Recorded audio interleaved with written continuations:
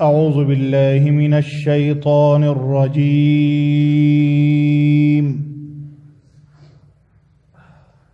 بسم الله الرحمن الرحيم.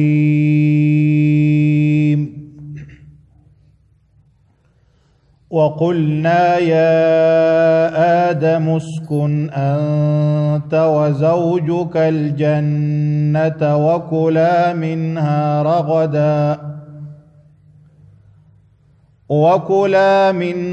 رغدا حيث شئتما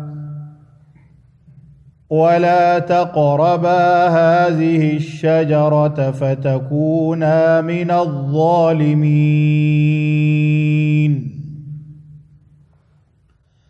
فأزلهما الشيطان عنها فأخرجهما مما كانا فيه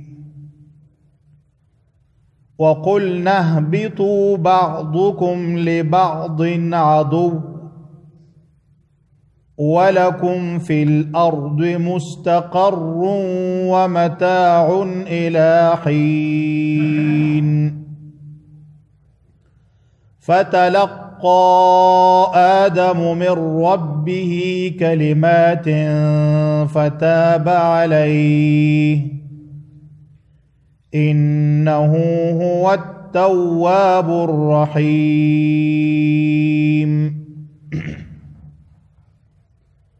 د سورة بقره د څلورمې رکوع د 15 آیتنا د 9 آیت پورې نن درس وړاندې کیږي. په مخکینو آیتونو کې د انسان مرتبه اهمیت بیان شو او د آدم علیه السلام فضیلت او غورواله هغه هم ښکارش چې آدم علیه السلام یو طرف ته الله متعال په خپلو لاسونو باندې څنګه چې د الله د شان سره مناسب د جوړې ک د هغې نه وروسته علم ورکه د علم نه وروسته فرشتو ته امر وکړو چې د احترام سجده ورته وکړي. نو دا د دې خبرې اشاره شوه چې فرشتې په خپله ساحه کې د انسان سره مرسته کوونکي دي او د انسان تابع دي او شیطان چې نافرمانی وکړه او د آدم احترام پر ځای نه که نو د هغې علت هم بیان شه چې انکار یې وکړو ځان یې لوی وګڼه. د دغې آیتونو نه وروسته اوس یو بله خبره د آدم علیه السلام په رابطه باندې کوي او هغه دا ده چې آدم علیه السلام د امتحان دپاره د یو څه وخت په خاطر جنت ته ولیږل شه.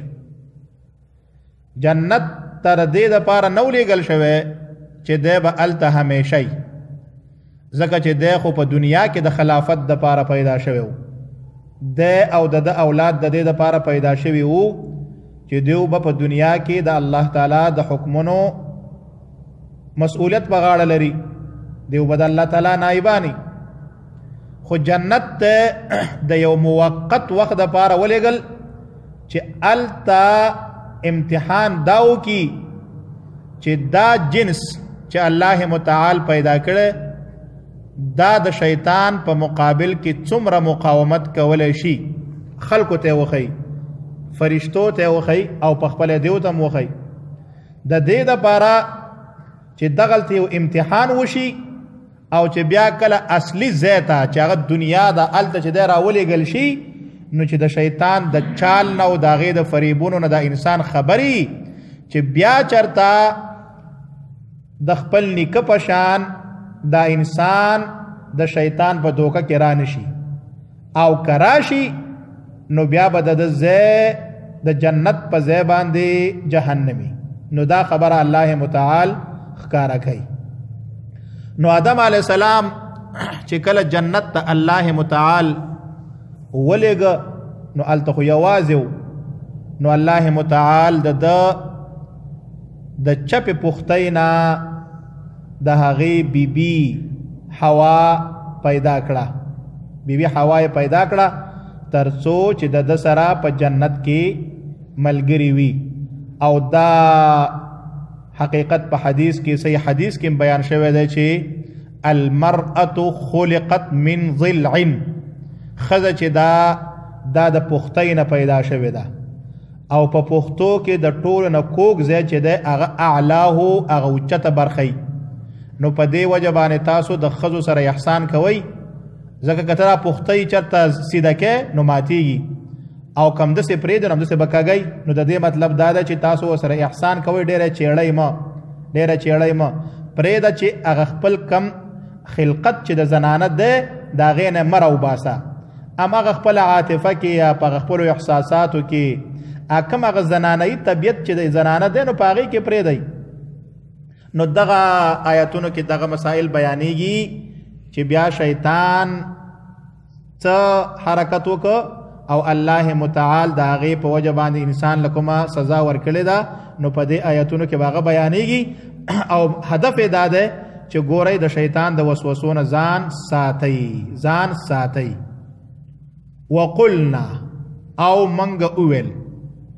یا آدمو اے آدمه اسکن اوسیگا انت ت اسکن اوسیگا انت ت وزوجوکا او استادا جوړی یعنی استادا بیبی الجنت په جنت کی. نو آدم علیہ السلام خو چې مسجود د ملائکو شو نو جنت ته لاړ، جنت ته الله متعال امتحان د پاره وروس. نو هلته یوازې نو الله متعال ورته دغه بیبیم پیدا کړه او به ورته و چې دلته اوسېږه. وکولا او خورئ تاسو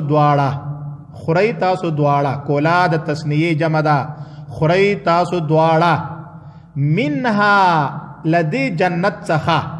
د دې جنت د میوو څخه په دې کې کوم رزقونه دي په دې کې چې څه شی دي خورئ. رغدن پراخه، د رغد مطلب ده پراخه خوشمزه او خ په طبیعت باندې. د رغدن کې دا ټول معنی ده هنیئا واسعا طیبا، په خوان باندې او پراخه او مزیدار. بس کم ځای کې چې مخواخه څه شی چې خورئ هغه خورئ، هیڅ قسم پابندي په تاسو باندې نشته. حیثو چیرې چې شئتما ستاسو د دواړو خوښئ هر ځای کې، بس دا جنت ستاسو په خدمت کې دی او کم ځای ته چې ځئ څه شی چې خورئ هغه خورئ. خو ولا تقربا تاسو مه نږدې کېږئ هذه الشجرة دې ونې ته. یوه ونه ورته ور وښودله چې دې ته به نږدې کېږي نه، او نور چې څه شی خورئ هغه خوره، خو دې ونې ته به نه نږدې کېږي. ولې به نه نږدې کېږي؟ که نږدې شوئ او دا ونه مو وخوړه فتکونا نو تاسو به شئ من الظالمین د زیاتی کوونکو نه، د حق پیمالونکو نه. تاسو دې ونې ته مه نږدې کېږئ. اول دې خبره چې دا ونه کمه ونه وه نو په دې باندې ضرورت نشته. ځینې خلک وایي دا انګورو، ځینې وایي دا غنمو، ځینې وایي چې دا انځرو، ځینې وایي چې دا زیتونو. نو هغه اسې تخمینی دي. په صحیح حدیث کې او په قرآن کریم کې د دغې ونې نوم ذکر شوی نه دی په صحیح حدیث کې. په ضعیفو حدیثونو اسرائیلي روایاتو کې شته خو په صحیح حدیث کې نشته. امام ابن کثیر د امام ابن جریر نه نقل کړی دی چې موږ ته دا پوهه نشته دی چې دغه ونه کومه ونه وه، ځکه چې الله متعال په دې باندې هیڅ دلیل نه دی رالیږلی، نه په قرآن کې شته او نه په سنت حدیث کې شته چې دا کومه ونه وه.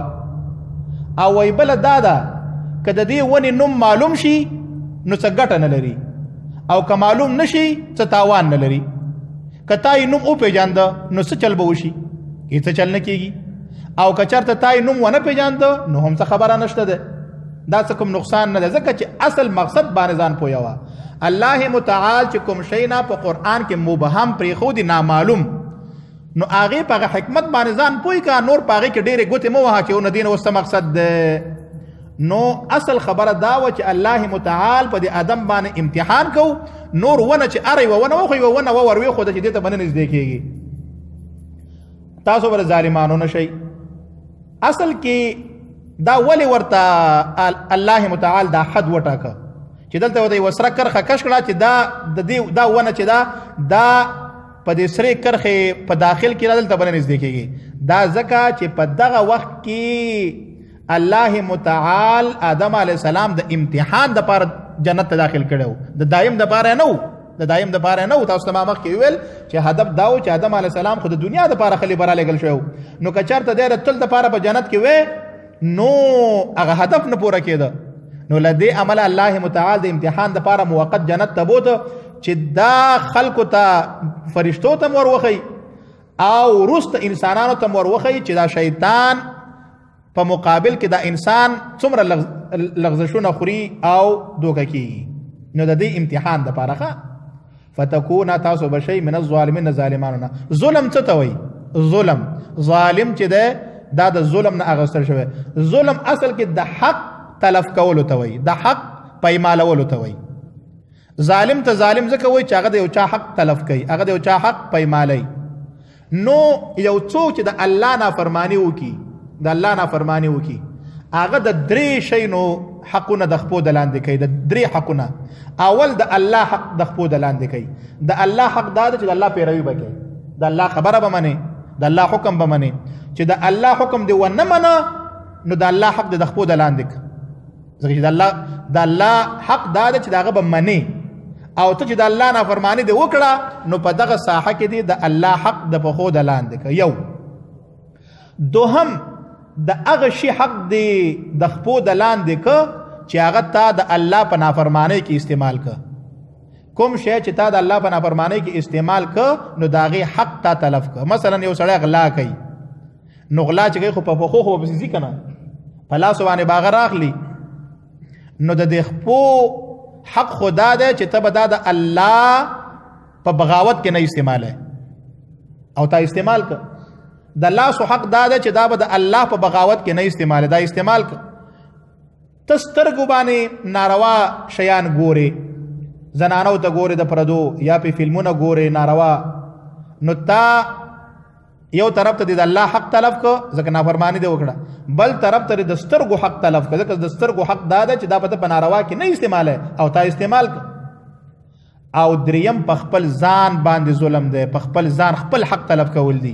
ځکه چې تا ته الله انسانی کرامت درکړی، انسانی عزت درکړی، او د دې انسانی کرامت او عزت حق دا دی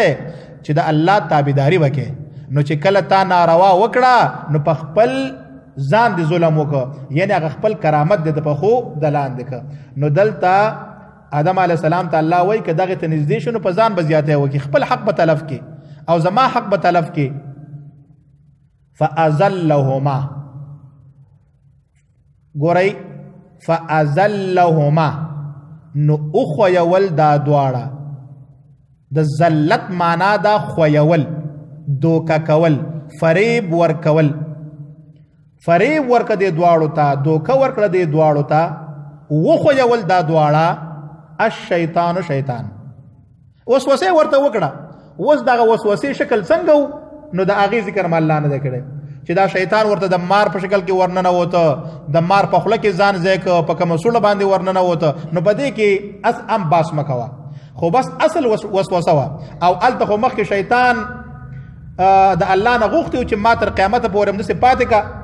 نو هغه دعا خو ورله قبوله کړې وه دغه دپاره، د امتحان دپاره. نو په یوه طریقه نه طریقه باندې شیطان د جنت ته ځان ورښکاره که، او آدم علیه السلام ته ویله چې یا لکه دا الله تعالی ته ذکر دې ونې نه منع کړی، که دا ونه تا وخوړه نو یا درنه فرشته جوړیږي، الا ان تکونا ملکین او تکونا من الخالدین، یا درنه فرشته جوړیږي او یا پر جنت کې همیشه ای. الله تعالی د جنت نه ګوره وباسي ځکه تیر جنت نه پیدا کړي تا وباسي نو دای د دې لپاره تمه نه کړی که دا ونه دی اوخړه فرشته درنه جوړیږي او چې فرشته درنه جوړه شوه بس بیا به مزې کې او یا په دې جنت کې بیا ته پاتې نو په دې وجه باندې میوه وخوره چې دغه ویاړ درته حاصل شي نو شیطانو نو وی خویول دا دواړه د سیسې ورته جوړه کړه او ول چې زه بلا په جنت کې نه مته په جنت کې اوسېږي ستا په وجه غوډر جنت نه وته ما راشه برابروم دی نو وی خویول دا دواړه شیطان عنها کې دا ها ضمیر چې دا ګوره یا جنت ته راجع ده هغه مخکې چې ذکر شو چې وزوجک الجنت دا دواړه د جنت نه وخویول یعنی د جنت نه ویستل او یا دا ها چې دا دغه ونې ته راجع ده شجره یعنی دا دواړه وخویول شیطان په سبب د دغه ونې په وسیله د دغه ونې چې د دې ونې خوړو ته وهڅول نو چې وی خوړه بس غلطی ته وشوه سهوه وشوه فاخرجهما نو ویستل دا دواړه مما د هغه نعمتونو نه کانا چې وو فيه پاغې کې هغه جنتی لباس هغه جنتی کورونه پراخ رزق راحت ځکه جنت خو د مزو ځای ده بس د هغې نه په خپله دوکه باندې دا دواړه راویستل وقلنا کله چې دا کار وشو او د آدم علیه السلام د الله تعالی د دغه حکم نه نافرمانی وکړه وقلنا منګ اویل اهبطوا کوشي بعضکم زن استاسنا لبعض زن نور ته نو تر دغه وخت پورې خدا شیطان په جنت کې نو خو بار پاسمانونو کې هو کنه بار پاسمانونو کې هو کوشي د اسمانونو د ساحې نه کته کوشي بعضکم زن استاسنا لبعض د زن نور د پاره عدون دشمنان شیطان د انسان د پاره دشمن او انسان د شیطان د پاره دشمن نو شیطان خو د انسان دشمن دی ځکه چې شیطان تل کوشش کوي چې دا انسان د الله تعالی بغاوت ته وهڅي تشویقي کی چې جنت ته تلانل شي خدا انسان دام پکار داده چې د شیطان سره دشمنی وکي او داغه خبره ونه مني داغه په لمس کې رانه شي خو متاسفانه چې شیطان دومره دوکمار دی او دومره دوکباز دی چې هغه په د خپلو دوکو باندې د انسان د ځان سره دوست کوي او بس بیا د شیطان د انسان د شیطان سره دوستی بس ملګرتوب وسره ځکه چې هر ناروا کار چې انسان کوي نو دا د شیطان سره دوستی ده د شیطان په لمس باندې کوي نو چې شیطان ستا دشمن دی او ستا پلار او ستا نیا مور او پلار درلا د جنت نه راایستلی دي نو بیا خو تم وسره ته خو پښتون چې ځان ته وې یا غیرتی ځان ته وې نو دشمنی وسره وکړه کنه الکه وای د پلانکی سړي زما مور او پلار د کور نه ایستلیو زما مور او پلار د خپل جایداد نه ایستلی دي ځکه زما دشمن دی زما مور او پلار د خپل کلی نه ایستلیو د دې ځمکه غصب کړي و نو دا سره موږ دشمنی کوي کوي وسره تر څومره چې موسی خو شیطان زمنګ مور او پلار د جنت نه راويستل خو سمو سره زمنګ دوستانه ده ملګرتوب وسره کو شیطان چې راته سوی بس منګه منو ولکم او استاسو د پاره فی الارض پزمکه کې مستقر د قراری او د آرام زیاده د اوسېدو ومتاع او د ګټ او د نفع زیاده خو الہین تر یو معین وخت پورې تل به کې نه التبم تل نه التبا تر یو وخت پورې آرام جون بلری او استقرار به التستای قراره بدی اوسېدل بدی څه ګټه مټه بدی خو هغه تر یو وخت پورې نو د ټول انسانیت د پاره خو نیټه قیامت ده او د هر انسان د پاره نیټه مرګ ده بس د مرګ پورې دنیا کې اوسېږي دلته ځان له کور جوړ کړی ده چې د دنیا څخه نفع ګټه کوي خو چې کله ولا مرګ راشي هغه هر څه ترې نه پاتې شي نو دای ورته په دغه وخت کې ویل چې نور تاسو د دې ځای نه رخصت کوزیږئ نو آدم علیه السلام حیران شو چې دا خو زمانه ډېره غټه غلطي وشوه چې ما الله خو ماته ویلو چې دا کار به ته نه کې او دا خو ما سهو رانه وشوه د الله د حکم نافرماني مې وکړه نو حیرانو چې اوس جنت نه خو کوزیږم خو د الله بیرته څنګه راضي کړم الله څنګه بیرته راضي کړم نو په دې کې حیرانو په دې کې حیرانو. نو الله متعال ورته داسې کلمات ور وښودل چې هغه کلمات او هغه الفاظ چې آدم علیه السلام تکرار کړه او د خپل غلطۍ اقرار یې وکړه، د خپل سهو اقرار یې وکړه، نو الله متعال یې توبه قبوله کړه چې زه ګناه خو مې درته معاف کړه، غلطي خو مې درته معاف کړه، خو په جنت کې دې پرېږدم نه، ځکه جنت اساسي ستا ځای نه دی، بیرته به ورته راځې، خو که زما تابعداري دې وکړه. نو آدم علیه السلام خو د الله پیغمبر و. فتلقا نو ترلاسه کړي، تلقي یو شی د چا نه لاسته راوړلو ته ویل کېږي. ښه تلقا ترلاسه کړي، بیا موندې ترلاسه کړي آدم علیه السلام من ربه د خپل ربنا کلمات یو څو کلمې یو څه الفاظ ترلاسه کړه. الله ورته ویل چې ځه دا کلمات ووایه او خپل پښیماني ښکاره کړه، نو زه دې بخم. هغه الفاظ څه شی دي؟ نو هغه په قرآن کې شته، هغه په قرآن کې شته. ربنا ظلمنا انفسنا وان لم تغفر لنا وترحمنا لنكونن من الخاسرين. دا الفاظ دي، دا دعا وایي. ربنا ظلمنا انفسنا وان لم تغفر لنا وترحمنا لنكونن من الخاسرين. سورة اعراف د 20 آیت کې. بس چې کله دا دواړه دغه غلطي ته وشوه نو قالا ویل به څه شی به ویل؟ ای زمونږ ربه ظلمنا موږ زیاتی وکړه، انفسنا په خپل ځان هم زیاتی وکړه، ستا حکم هم ونه منه، او که ته موږ ته بخښنه ونه کړې او په موږ باندې رحم ونه کړې نو موږ به تاوانیانو نه شو. دا تاوان خو مو وکړه چې د جنت نه خو اوس کوزیږو، خو هسې نه چې بیخي د جنت نه محرومه نه شو او بیا ورته بیخي را ونه ګرځو، نو ته موږ وبخې. نو دا دعا د آدم او د حوا علیهم السلام دعا ده، والله ورته ښودلې وه.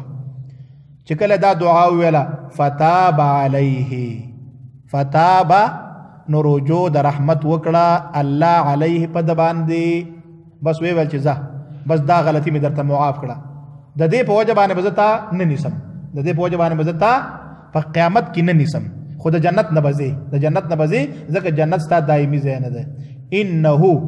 یقینا دغه الله هو التواب، هم ده توبه قبلون کې ده، تواب ډیر توبه قبلون کې ده، ډیر بخون کې ده. الرحیم د ډیر رحمت والا ده، مهربان ده، د ډیر رحمت والا ده، مهربان ده. د دې آیت نه یو ډیر ستر حقیقت دا معلومیږي چې انسان که هر څومره غلطي ته وشي خو چې خپل پښیماني ښکاره کی الله یې بخي. د الله تعالی عذاب د هغه چا لپاره دی چې هغه په خپل ګناه باندې پښیمانه کیږي نه، بس ګناه کوي او هیڅ پښیمانتیا نه ښکاره کوي. څوک چې په خپل ګناه باندې پښیمانه شي ولو که کفر یې کړی، شرک یې کړی، هر څه چې یې کړي، خو چې په خپل ژوند کې په هغې باندې پښیمانه شه بس الله یې بخي، الله یې بخي. په دې باندې ځان پوه کوي چې د الله تعالی جنت او د الله تعالی بخنه چې دا هغه د الله تعالی په فضل باندې کیږي، الله تعالی په فضل باندې کیږي. هغه د چا جنت په دې باندې نه ده چې ته ډېر نیکیانې وکړي نو خامخا به ته جنت ته ځې، ځکه چې الله متعال په نیکو باندې خلک جنت ته نه بوځي، په هغه اخلاص باندې بوځي، په کم اخلاص په کم عمل کې چې اخلاص وي. او بیا نبی علیه السلام هم فرمایي چې په تاسو کې هیڅ څوک چې دی هغه په خپل عمل باندې جنت ته نشي تللی. صحابه پوښتنه وکړه چې اې د الله پیغمبر تم نشي تللی؟ نو نبی علیه السلام ویل چې هو زم نشم تللی الا ان یتغمدنی الله برحمته، مگر دا چې الله ما په خپل رحمت کې راونغاړي نو بیا به زه ما جنت ته بوځي. دا ولې؟ دا ځکه چې موږ خو په دې باندې مامور یو چې د الله تابعداري به کوو، خو که چېرته الله تعالی را سره د دې یو شي حساب وکړي که نه، د دې یو شي چې دا یوه سترګه مې دله درکړې ده، دا یوه سترګه ته د دې سترګې که ته دا ټول عمر په سجده باندې پرېوځې د دې یوې سترګې بدله نشي پوره کولی، د دې یو غوږ بدله نشي پوره کولی، د دې یوې پوزې بدله نشي پوره کولی. نو دا ټول عمل تر دې لپاره که جنت ته لاړ شم نه، تر دغه د الله د دغه نعمتونو بدله نشي پوره کولی. نو دا د الله فضل او کرم دی چې موږ په نیک عمل باندې جنت ته بوځي، خو موږ په نیک عمل باندې مامور یو، ځکه چې الله راته وایي چې دا به کې دا کوه او دا بدکار مه کوه. نو چې کله دا وشو نو قلنا بیا ورته موږ وویل اهبطوا کوشئ، یعنی مطلب دا ده چې د دغې توبې په وجه باندې اوس په جنت کې پاتې کېدی نه شي، چې توبه خو تا ویستا او ما در قبول کړه خو دا په دې باندې به په اخرت کې نه نیسم نور خو به د دې ځای نه ځکه کوزېږي چې دا ځای ستانه دی اوس دپاره قلنا موږ وویل اهبطو کوشئ منها د دې جنت نه جمیعا ټول یعنې هغه ټول چې هغې کې چې څوک وو آدمو او حوا ورسره وه هلته د چاپېریال کې خوا او شا ورسره د شیطانو یا هر شی چې اوس جمیعا یو مجموعه څوک وو دا کوشئ ځئ کوشئ خو ګورئ خیال کوئ د دې کوزېدو مطلب دا نه دی چې ته د جنت نه مکمل محروم شې نه د جنت د تلو د وسایل شته فاما کچیرې یأتینکم حتما راشي تاسو ته مني زما د خوانه هدن هدایت لارښوونه که زما د خوانه درته کومه لارښوونه راغله کتاب راغی پیغمبر راغی او راځي به فمن نو چا چې تبعه پیروي وکړه هدایا زما د هدایت ما چې کوم احکام ولیږل کومه لارښوونه مې در ولیږله او خامخا به درلیږم نو چا چې د هغې پیروي وکړه فلا خوف نو نه به وي ویره خوف ویره علیهم په هغوی ولا هم او نه به هغوی یحزنون غمجن شي په هغو باندې بس غم نه خوف څه ته وایي خوف دې ته ویلی کېږي چې د یو بد شي د رسېدو نه تیارېږي لکه په راتلونکي کې ته د یو شي په باره کې ستا سره دا تشویش دی چې یاره څوک راته ضرر ونه رسوي څوک مې مړ نه کي څوک مې مال غصب نه کي دې ته خوف وایي او حزن دې ته وایي چې یو شی ستا خوښ او هغه در ونه رسېد ته په هغې باندې خفه ته په هغې باندې خفه یو شی د لاسه ورکه یو شی د لاسه ورکه نو دغې ته حزن وایي چې ته پې خفه او ویره دې ته وایي چې د راتلونکي یو شي په باره کې تا سره تشویش هغې ته خوف وایي نو چا چې زما پیروي وکړه نو هغه به د راتلونکي په باره کې ډاډی بس الله زه جنت در کومه کو زما تابعداري دې وکړه او په تیر د دنیا په ژوند باندې هم نه یې خفه چې الله ما په دې دنیا کې ما باندې تکلیفونه تیر شوي دا سختۍ را باندې تیر شوي دي نه نه نه بس نور بیا قصه کې مه کېږه ځکه چې الله ته د الله نیک بندی نو جنت ته به دې بوځي خو والذین او هغه کسان کفرو چې انکار وکړي د دغه هدایت نه وکذبوا او نسبت د دروغ وکړي بآیاتنا زموږ آیاتونو ته ما چې کوم آیاتونه را لیږلي کومې لارښوونې چې ما را لیږلي دي او د هغې نه څوک انکار وکړي آیات جمع د آیتون د آیتون علامې ته وایي آیتون څه ته وایي علامې ته نښې ته نو په دې کې عام نشانیان هم د عامې نښې هغې ته هم آیتون وایي د قرآن کریم د فقراتو ته دا فقره چې دا د یو دغه نه بل پورې دې ته هم آیت وایي ځکه دا د قرآن په حقانیت باندې دلیل دی په دغه توګه باندې دا په دې کائناتو کې چې دا څومره څه شیان دي دا هم د الله تعالی په قدرت باندې دلیل دی د الله په قدرت باندې نښه ده نو څوک چې انکار وکي او د دروغو نسبت وکي زما آیاتونو ته او ونه مني اولئک دغه کسان اصحاب النار دیو خاوندان د اور دي اهل د اور دي بس دیو د اور مستحق دي هم دیو به فیها په دغه اور کې خالدون همیشه به د تیښتې ځای به بیا نه نو جنت نه چې ته راوتی امتحانا او دارالامتحان ته راغلی دا زمونږ ځای دی خو بیرته به چرته ورتللی جنت ته په دې شرط چې د الله حکمونه ومنو او که د الله حکمونه څوک ونه مني نو هغه بیا جنت کې د هغه ځای نشته وقلنا من وویل یا آدمو اے آدمه اسکن اوسیږه انت ته وزوجک او ستا بیبي الجنته په جنت کې وکولا او خورئ دواړه منها د دې جنت نه میوې هر شی چې رغدن فراخه مزیدارې حیثو کوم ځای کې شئتما چې ستاسو خوښه شي خو ولا تقربا منځدې کېږئ هذه شجرته دغې متعینې ونې ته الله وروښودله دې ونې ته منځدې کېږئ که نږدې شوئ فتکونا نو شئ به من الظالمین د زیاتی کوونکو نه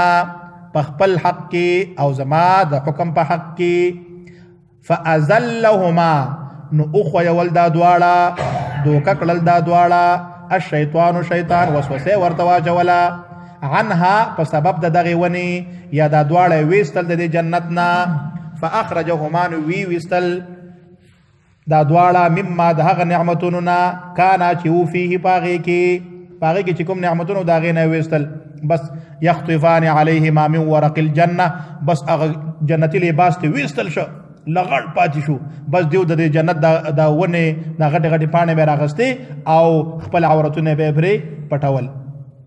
وقل نهبتو من ورته ویل چې کوشي